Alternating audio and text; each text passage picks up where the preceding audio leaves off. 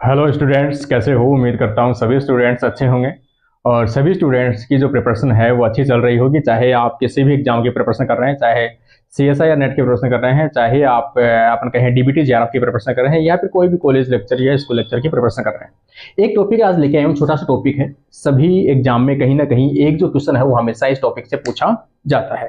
देखो, सिंपल सा है कि आपके सामने कई बार क्वेश्चन आता है किससे? वेक्टर से। वेक्टर से रिलेटेड कुछ चीजें मैं बता दूंगा आपको। वेक्टर वेक्टर का मतलब क्या होता है? वाहक।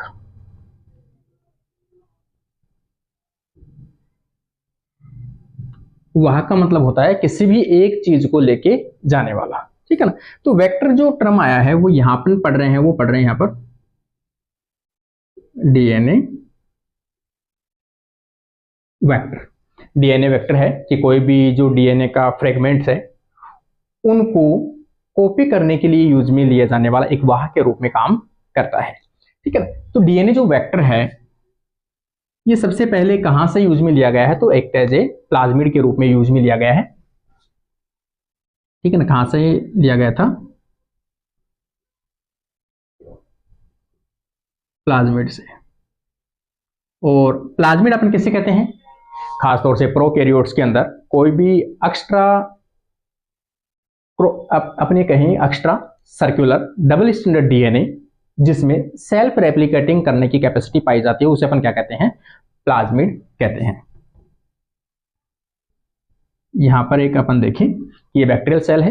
बैक्टीरियल सेल में एक होता है उनका क्रोमोसोम इस प्रकार से, और इनके अलावा कुछ इस प्रकार से कुछ छोटे सर्कुलर एक्स्ट्रा क्रोमोसोमल डीएनए पाया जाता है जिसे अपन क्या कहते हैं? प्लाज्मिड कहते हैं। और ये सेल्फ रेप्लिकेटिंग होते हैं। इनमें रेप्लिकेशन करने के लिए ओरिजिन सेंटर इनमें पाया जाता है। ठीक है, अब अपन बात करते हैं कि डीएनए जो वेक्टर है उनको किस लिए यूज में आता है? किसी भी डीएनए फ्रेगमेंट की कॉपी करने के लिए यूज में लिया जाता है। डीएनए फ्रेगमेंट की कॉपी के लिए यूज में लिया जाता है। किसी भी वेक्टर की तीन विशेषता होती है। Vector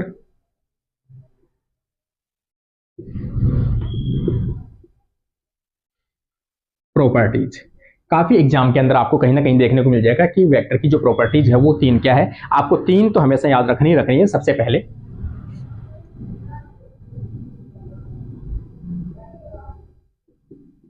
replication, origin, centre. कोई भी वेक्टर हो उसमें रेप्लिकेशन करने का जो इनिशियल पॉइंट है तो यहां पर वो उपस्थित होना जरूरी है, जो अपने खुद की वो रेप्लिकेट कर सके। जैसे अपन बात करें ओआरआईसी प्रोकैरियोट्स में और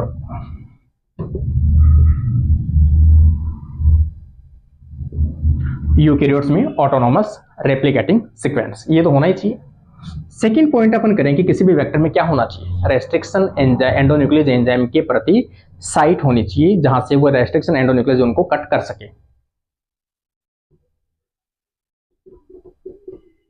मल्टीपल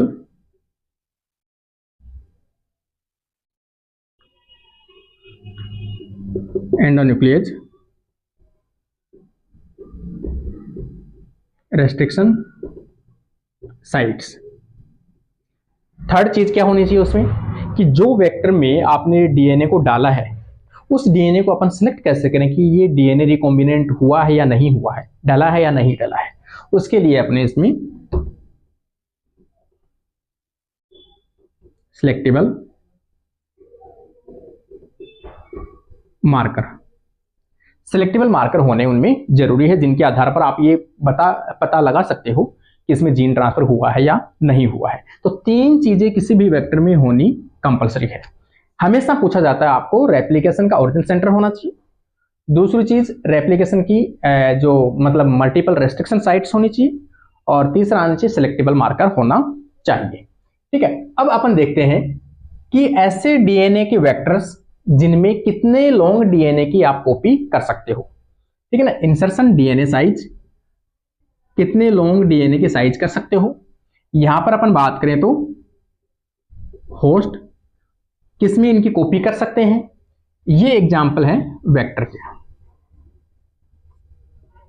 ये एग्जांपल है वेक्टर के। इनमें से अपन देखें, सबसे पहले कई बार एग्जाम में हमेशा इससे एक क्वेश्चन हमेशा पूछा जाता है, चाहे कोई भी एग्जाम में आप बैठ जाना, एक्स वाई जेड।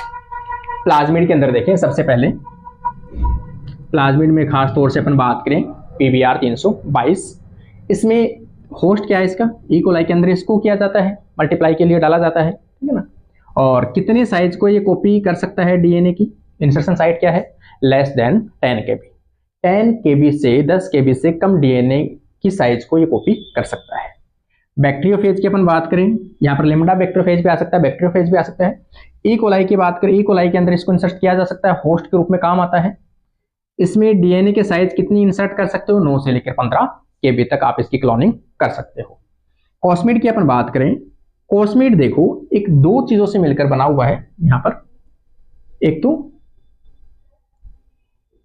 कोस साइट और एक है यहां पर प्लाज्मिड। कोस साइट कहां से ली गई है, लेमडा फेज से, लेमडा फेज से कोस साइट ली गई है और प्लाज्मिड से प्लाज्मिड का पोर्शन लिया गया है। तो इन दोनों को मिलाकर बनाया गया है कॉस्मिड। कॉस्मिड के अंदर डीएनए की कितनी कॉपी कर सकते हो, मतलब कितनी साइज की कॉपी कर सकते हो आप, इंसर्ट कर सकते हो, तो 23 से 45 KB तक। कई ऑप्शन में अगर आपको ये ऑप्शन नहीं मिलता है तो आपको अल्टरनेट क्या करना है, उसका ऑप्शन ये भी याद रखना है 35 से 45। आपको याद रखना 45 से कम वाले डीएनए के फ्रेगमेंट होने चाहिए। ठीक है ना, 45 से कम। फिर देखिए अपन P1 फेज, P1 फेज में ई कोलाई के अंदर होस्ट है और इसकी साइज कितनी इंसर्ट कर सकते हो, 70 से लेकर 100 KB तक आप इसकी डीएनए की कॉपी कर सकते हो। बैक्टीरियल आर्टिफिशियल क्रोमोसोम वेक्टर, क्या नाम है, बैक्टीरियल आर्टिफिशियल क्रोमोसोम, होस्ट क्या है, ई कोलाई है, लेस देन 300। ये एग्जाम में हमेशा क्वेश्चन कहीं ना कहीं रिपीट होता है, वही याद रखना आपको। अब एक देखिए PAC, तो यहां पर जो P1 bacteriophage derived SC element है और ई कोलाई के अंदर कर सकते हो, और साइज कितने डीएनए की इंसर्ट कर सकते हो, 100 से लेकर 300 किलो बेस पेयर तक आप इसके साइज इंसर्ट कर सकते हो। ईस्ट आर्टिफिशियल क्रोमोसोम की अपन बात करें तो ईस्ट आर्टिफिशियल में होस्ट क्या है, ईस्ट है, सेक्रोमाइसिस सेरेवेसाई, याद रखना भी कौन सा east, Saccharomyces सेरेवेसाई।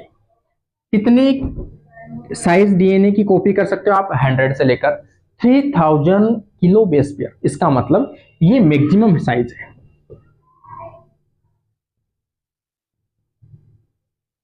Maximum size DNA can be copied by the east vector, मतलब YAC वेक्टर के द्वारा। कितने, 3000 तक आप, 3000 KB तक आप इसकी कॉपी कर सकते हो। एक लास्ट इसमें मैं बताऊं आपको, ह्यूमन SC वेक्टर के रूप में भी काम आता है, जिसमें ह्यूमन कल्चर सेल के अंदर इसको यूज कल्चर इंसर्ट किया जाता है, और इस वेक्टर में कितने डीएनए की साइज को कॉपी कर सकते हो आप, इंसर्ट कर सकते हो, more than 2000 kilo base pair की डीएनए की साइज आप इसमें कॉपी कर सकते हो।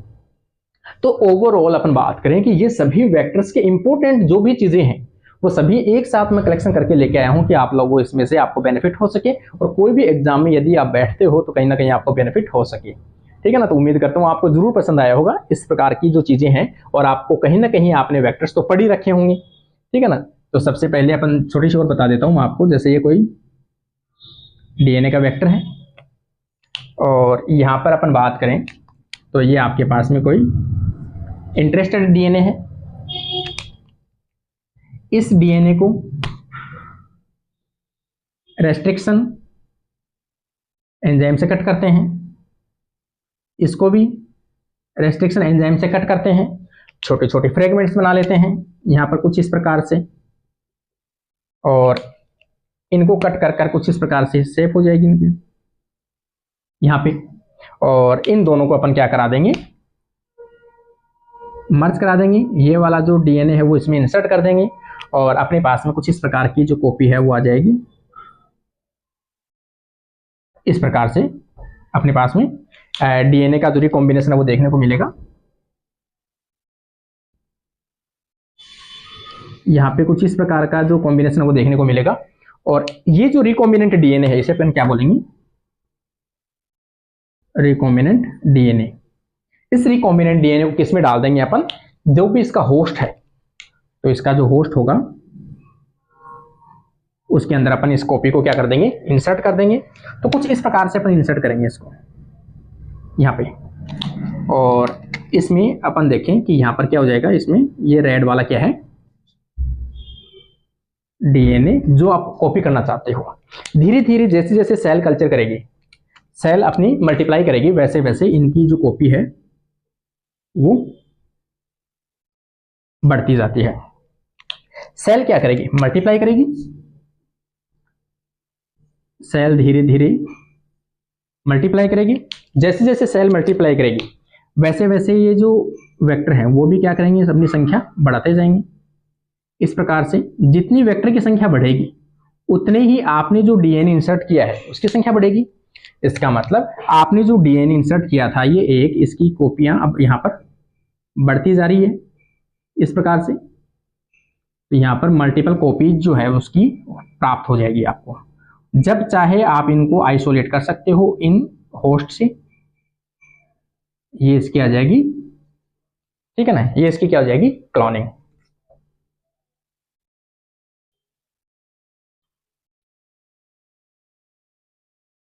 ये क्या जाएगी, डीएनए क्लोनिंग हो जाएगी। इस प्रकार से ये छोटा सा टॉपिक था और उम्मीद करता हूँ सभी स्टूडेंट को समझ में भी आया होगा और पसंद भी आया होगा।